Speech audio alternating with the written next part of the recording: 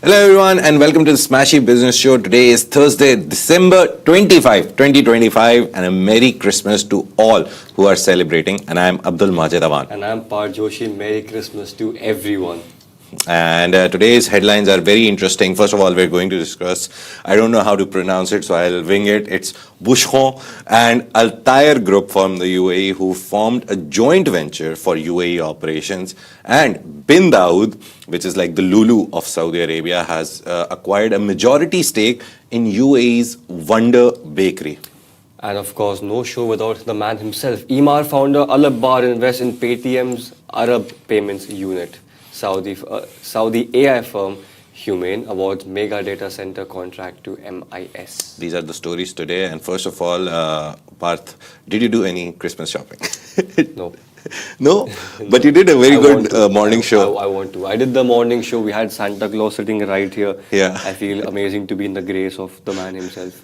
It was absolutely amazing. There was a very nice video by Sarva. It's an investment platform based in Abu Dhabi, led by 4 founders. Very interesting people, always posting on LinkedIn. And they did a whole Q4 review with him.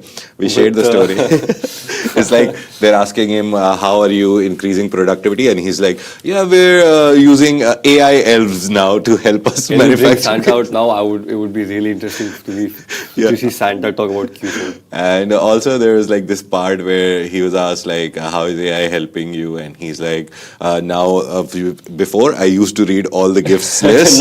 now I just put it on LLMs and they read it for me and make everything. So very nice, interesting. Most probably throughout the day we'll see some very interesting campaigns from local, local brands, because every festive season is a chance for them to make money. But that's the main motive. But apart from that, it's a very good chance to make people love your brand with standout campaigns. I was looking at one of Elon Musk's tweet yesterday. Elon Musk, the richest man in the world, $700 billion now. He is awesome. Yeah, and he reposted a post by one of the UAE influencers or ex-influencer. So he basically showed a picture of Air France saying Happy Holidays, and on the side there was an Emirates aircraft which said Happy Christmas, and he was like, fate has nothing on irony or something. Like in the West, they've stopped saying Happy Christmas. They just say Happy Holidays. Yeah, Happy Holidays. Just to be inclusive. And here, we're still celebrating all the seasons, all the religious occasions. We have Diwali celebrations and Dera and Satwa. They're like crazy celebrations, right? In Bur Dubai and Bur all Dubai, these yes. Places, everywhere in Dubai, there's a market. You go to Bur Dubai, you go to Karama, a place like, so many cultures coexist and reside in that place. You see everything. During Holi, you will see the celebrations. During Diwali, you will see celebrations. During Ramadan, during Eid, you will see celebrations. And obviously for Christmas, there are many different pop-ups and many different markets around just that one place itself. Obviously throughout Dubai as well. But it's just that one area always just like gets to me. When India wins against Pakistan, there are also celebrations. Yeah, sometimes Pakistan by mistake wins, there's also celebrations. But the idea is that Christmas is a big event. It's like the Black Friday or the New Year's and the Dubai Shopping Festival, it's these things. And also in Dubai, it's because the weather is amazing. Right now, it's too perfect right now, amazing. To be honest. Amazing. But some Christmas numbers, there's to be honest, a very good chance for all the data compilation companies or like data companies in the region to come up with Christmas numbers, because no one has the Christmas numbers. But globally, the biggest spenders in the world are in the US and Canada, funnily, when it comes to Christmas. So yesterday, I pulled some numbers. So per person in US, people spend $902 on gifts per person, and highest was recorded last year in Canada, $1,717, $1,770 per person. So if you're a father or a mother and your kid has a request, most probably it's going to be around that number. So it's that people big. Look away. Yeah. And the whole spending throughout the Christmas season in US alone was nearly $989 billion. Wow. Just on Christmas gifts.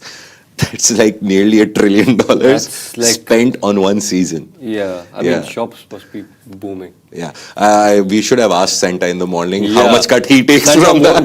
what sort of business model do we need if I want to become a millionaire in 1 month? Yeah. Come up with products only for seasons. Only for There's seasons. actually a very nice business theory which says that if you're into some product which is like universal and for all seasons and everything, it's great. But to make quick money, Yeah. it was which book was it? I completely forgot. But I read this idea that if you want to become rich quicker, don't go into a product which goes throughout the year because people will buy it very often, Every now and less then. often. Yeah. So the idea was get a product which can deal with holidays. So gifting things, flowers, Yeah. they're very seasonal. Yeah. 14 Feb, every rose is like $50 dirhams from 10 dirhams generally. So it's very nice way of making seasonal money quickly Yeah. because people will buy anything for any price in that season. It's also like a very, even though it's only for the season, it's a very sustainable business model. Yeah. Because the season is coming. And actually, it's, to be honest, a very nice way of taking breaks also. So if Yeah. you're into gifting, although there's a lot of things that keep happening, there's Mother's Day, Father's Day, this day, that day, but the biggest ones this season, have breaks yeah. in them. Yeah. So you can also take a break in that season where nothing's happening and then go into like ultra hyper work mode in that season just for that. It's also Rich, the best thing about gifting is you can like tap into like let's say some like extremely niche holidays and there are people who would be interested in it. Like Yeah. not exactly holidays for instance, but like let's say like World Photographers Day, something like Yeah. that. like if you can make 1,000 people pay you $100, Yeah. like we just saw Christmas spending in the West like thousands of dollars per Yes. person. If you can make 1,000 people pay you $100, that's $100,000. Easy. It's a lot. So you just need to find that market which is untapped. Yeah. Also talking about working super extensively without any breaks. There's a tweet which says that it's 9 p.m. on Christmas Eve. Not a single Calci engineer by the Lebanese founder Tariq Mansour has left the office. So they're working hard. I saw a similar tweet for like I think it was like one of some coding agency on X. Nice. Just that it's 9 p.m. During the festive time and all our coders are in the office. I think the developers and the journalists like us, we never sleep Yeah. because anytime anything can happen and we have to come up with the solution or come up with the news of it. But moving on to our first story of the day, French luxury jeweler Boucheron is, I think I've watched too much Emily in Paris. Yes. Jeweler Boucheron is marking 2 decades in the UAE with a strategic shift in its business model. The Maison, the house basically, or the business, has announced a joint venture with Tayer Group to operate its UAE boutiques effective December 2025. The partnership transitions Boucheron from a franchise-led structure to a joint venture, signaling deeper commitment to one of its most important global markets. Hélène Pili De Cousson. Hélène Pili de Cousson, CEO of Boucheron, described the UAE as a special place in the brand strategy. She said the joint venture marks a strategic turning point that will deepen client connections and shape a new chapter for shared success. For Tayer Group, the collaboration aligns with its portfolio of prestigious luxury brands. And Khalid Tayer, Managing Director and CEO of Tayer Insignia and Unas, one of the famous brands in the UAE, called Boucheron among the most storied and innovative luxury houses in the group's portfolio. He emphasized the partnership's focus on elevating the regional luxury landscape through shared values and long-term vision. The joint venture will enable Boucheron to expand its fine jewelry and high jewelry offerings in the UAE while enhancing the client experience. Founded in 1858, Boucheron operates over 90 boutiques worldwide and was the first jeweler on Paris's prestigious Place Vendôme. Yeah. Place Vendôme. French. So yeah, we need to watch more Emily in Paris to get all these. I haven't even watched episode 1. Yeah, they went to Rome. My wife was watching it. I'm like, oh, nice show. And to be honest, sorry, a little outside of our topic, but the show is so nicely embedded with all the brands. Every time I watch the show, there's like one brand activation in it, or some brand is being like portrayed as luxury brand and all that. It's like, wow, they've converted it into a business, a show. A fact about Emily in Paris, someone had told me. I don't want to really tangle the two shows, like the Love and the Smashi one. But someone are told that they were in Paris at the Louvre, and there were people who came from the US to Paris wearing the stereotypical, the French caps. They had come there only because of the show. Oh, nice. And that inspired that particular person to do things in Dubai and have an audience come to Dubai, because we have it on such a global stage as well. Yeah. So again, like imagine like the tourism numbers, like although be it not a major reason, but like these small things, like it can really like bring people to your city just because I love I think this show. film tourism or set Film tourism yeah, kind like of a thing. Like in New York, a lot of people visit New York because of SNL as well. Yeah, and a lot of people go to like Theatre, London Broadway. and Scotland and all these places for Harry Potter sets. Yes. My wife was there and she was like, "Oh, I have to go, I have to go." I'm like, yeah, go. So all these places, become important. One of the things about Emily in Paris on Smashi Style, we have a page called Smashi Style also, where we talk about style. Jude Ben Halim jewelry was also worn by Emily in Paris, and it's by the Egyptian designer, and she wore, I think, rings from them and a lot of other things jewelry wise. So it's very interesting that we've started seeing all these Middle Eastern designers come into the limelight in such high profile shows where they're talking about Pradas and whatnot, but then Emily goes on and wears an Egyptian designer's rings. So they are being acclaimed on the global stage. We saw what was Georgina when they got engaged recently or married? Engaged. The ring had something to do with some designer. So there's so much happening, right? A lot of people were like micro-analyzing the ring. And they're like, oh, this looks bigger. How heavy does it look? It was like 30 grams, this, that. I was like, how can you look at it and be like, but a lot of like experts in diamonds and all that, they had some very nice things. Talking about Tayer Group, Boucheron obviously is a big brand, but Tayer Group is one of the most hidden gems in the region. Not recently, like 4 or 5 months ago, we did one story, and I was having a discussion with Word that we have so many big brands in this region. And whenever we see a big brand, we always think like they came here themselves. But Tayer is one of the brands that brought these luxury brands to this region. Let me find out the brands that they have. They have like the most difficult, most biggest luxury brands. I don't know about them because I don't want to know about them, because then I'll have to buy one. But people look away again. yeah, it's very complicated to understand how these things work. But the whole story is about that now Boucheron, they sold a franchise. Tayer was selling it on their behalf, but now Boucheron wants a part of this whole business, because I think they understand that just getting a franchise fee is not enough. We need to go into the region. Ownership. Yeah, and get, like, for example, if they were charging $1 million, it's just an example, I don't know the exact number, but for example, for franchise fee, they were charging $1 million. Now, if they come in and go into like 50-50 or 41-49 partnership, they'll make more money, because the buying power in this region has become way too big, right? Yes. So they realize the business impact that, we'll get more money out of it. Likewise, in media also, we recently saw Condé Nast take over their Vogue Arabia brand back from one of the franchises they had sold to. It was a whole case, a whole fiasco. We covered it. 7 million dirhams, approximately $23 million. The deal, funded through internal resources, they had that money and they just gave it, marks the retailer's strategic expansion plans globally.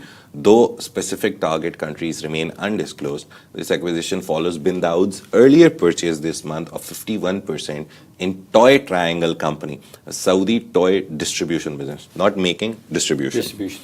BinDawood shares traded flat at 4.66 riyals.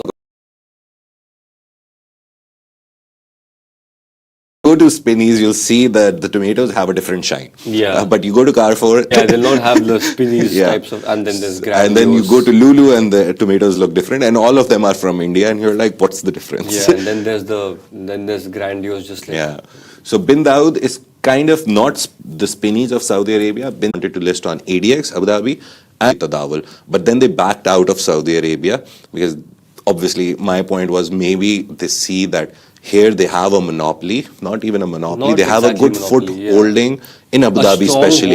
hold on like massive. But in Saudi Arabia, beating BinDawood would have been very difficult for them. So they went for a single listing. Most probably, they said 2025. Holdings Limited. So every time I look at a company which is owned by Mr. Alabbar, I get surprised because first of all, everyone knows about Emaar, right? Yeah. And then we all know about Noon. But then I came to know that he has Eagle Hills also, which is Abu Dhabi based. But then I came to know that he has Eagle Hills also, which is Abu Dhabi based, and always Strategic shift for Alabbar, best known as the founder of Emaar Properties and a lot more things, the developer behind Dubai's Burj Khalifa. He previously ventured into e-commerce with Noon.com, Noon, and is now positioning himself in the rapidly growing digital payment sector across the Middle East. And the investment, $2.1 million, comes as cashless transactions gain momentum in the Gulf region, despite cash remaining dominant in daily commerce. Yes. So, Paytm, headquartered in India, operates one of the world's largest fintech platforms with over 350 million users and 21 million merchant acceptance points. Founded to launch, nice. and then obviously others followed, such as Google Pay is also one of them. But Paytm is like also one of them. But Paytm is like the most common one. Every shop you go to, every store, even like the small little corner shops that are like basically like have a Paytm. stalls, they have a Paytm QR code on them. Nice. And all you have to do is take your phone, just have to scan it like this, And you pay the money. Payment instantly done. And they also have like this, the receiver of the thing has like a recording thing where it'll say in both Hindi and English that payment of rupees dash dash of rupees dash dash dash was done by user this. This is nice. And it's become so massive that in India, when you want to transfer, it's for transferring money, it's for just like giving money. The first beneficiary in India, they just say Paytm it to me. Yeah. Even if you use other apps for transfer, even if you're using like Google Pay, they just say, oh, transfer. Even if you're using like Google Pay, they just say, oh, bro, just Paytm it to me. Yeah. It's like a term in its own. It's like how Googling is used for browsing or searching. Paytm is used for like making or transferring a payment to someone. That's going into this. It's him. 100%. There is a market for it. There are people for it. Majority Indians who will be more than happy to use it. And if you can find a way to link your actual Indian Paytm something to like Dubai, which is like one account of seamless transaction, it'll be a booming market. Yeah, and get to the Middle East. Right now, we do have like payment options where we go to a restaurant and there's a QR code and you scan it for menu and then you turn the thing and you scan the QR code for payments. But if Paytm can come in and it's instant. Yeah, and the good thing about Paytm would be their whole infrastructure is based in India. Yeah. So outsourced labor, but the infrastructure can be implemented here and then it'll be cheaper. So most probably the charges that you incur, which is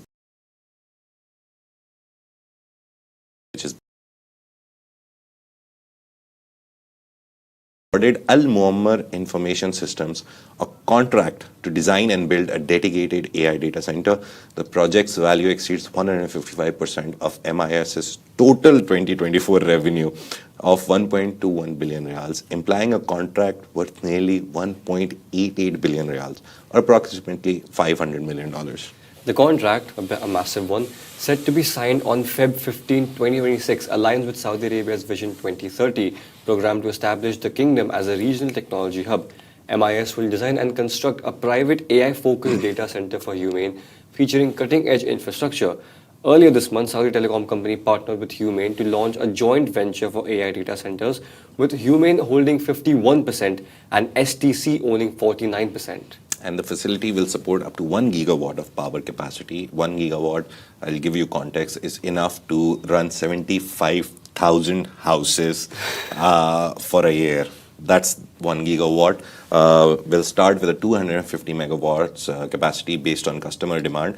The Kingdom's AI push is gaining global recognition. Obviously, Saudi Arabia now ranks 5th worldwide and 1st in the Arab region for AI sector growth according to the Global AI Index. Separately, MIS announced a 114 million, that's 114 million real contract with the Saudi Central Bank to renew IT systems, support licenses over 36 months. It's a very nice story. Technical a bit, but just to tell you that Saudi Arabia is going big on data centers. Just to give you a little context, G42 and a lot of big players, especially the US project, the $500 billion project, Stargate project, they're building UAE Stargate. It'll have a total capacity of 5 gigawatts, so 75,000 homes multiplied by 5. Basically, that capacity, the first tenant will be OpenAI. Recently, Elon Musk on the weekend was here, and XAI is reportedly also another tenant of that 5 gigawatt project in Abu Dhabi, which is being built in Abu Dhabi. Then we have so many other data center projects that are going on. There's one company, Khazna Data Centers, which G42 recently acquired. Starting of this year, Khazna was acquired, one of the oldest companies. They recently went to Saudi Arabia also, and they are building, I think, 500 megawatt data center. There's so much data center being built right now everywhere in the world. The only question is that will we have enough people, enough LLMs, enough generative AIs who will need these? So everyone is asking the question. Who will hold up such a massive amount as well, you know? The problem, I think, the only problem will be, right now I have 4 LLMs open right in front of me. Perplexity is open, I have Claude open, I have OpenAI open. I use every one of them for a different purpose. Yeah. Everyone has their own strengths. The good thing is that right now people are using them. The usage is increasing. First, I thought only the newer generation, Gen Z, Gen Alpha, and Now us everyone is millennials using it, who are in professional environments will be using it. Even now, aunties and uncles are using it just for chatting. Like, oh, tell me about this, right? Cat videos. Yeah, and grandparents are using them just to talk and be like, okay, tell me about Good this. morning picture. Yeah, right? So, all these things, the penetration of this whole idea, it's become so quickly, like, intertwined in everyday life now. Sometimes the other day I was like just brainstorming something. I was in the room talking to OpenAI ChatGPT, and Shaira walked in and she's like, "What are you doing? Why are you talking to yourself?" And I was like, "No, I was just recording something. I didn't want to write a lot." And she was like, okay. And it's become very common. I saw one girl at a concert talk to ChatGPT. She uploaded her picture and she sent a voice message like, do this to my picture, and OpenAI did it for that. So it's literally right now, it's Photoshop also for you. It's all the things that you can do. And I was like surprised looking at the guy. I was like, nice. That's a good idea. I can also do that. Why am I going on Instagram and using filters? We've seen everyone just upload make a picture. different generations of like Barbie dolls and the young version versus the old version. I think we've still scratched the surface. These data centers have a lot of things stored in them. So I think personally, all of this being built will be used eventually. We don't know how and what else this can do. So we will need that capacity soon enough. But generally, everyone is talking about the AI bubble. I hope it doesn't burst, and I don't think it will burst. It's kind of like the internet time when everyone's like, oh, internet this, internet that, won't stay for long. Everything is internet now. Keep the AI aside today. It's a nice Christmas day. And that's a wrap for today. Thank you so much for tuning into the Smashi Business Show. Make sure to follow us across all social media channels at Smashi Business and stay ahead with our daily newsletter. You'll find the subscription link in the description. And this has been a Smashi Business Show, a Smashi Business production, part of the Augustus Media Podcast Network. A big shout out to our more than 2 million monthly listeners across all platforms. Sometimes I always forget, but this time let's mention our production team, which sits behind the screen and makes it possible. Thank you, Ujjwal, and thank you, Kirby. Thank you, everyone who makes this possible. Thank you, everyone who makes this possible by watching this, so we can do this. Yes, thank Have you, a great Majid. day. Have a great Christmas. Enjoy. Just try to avoid the crowded places. Go to some hidden gems and enjoy your There Christmas. is no hidden gem in this country. Everything is a But yeah, have a great Christmas day and take care. See you tomorrow on Friday. Merry Christmas.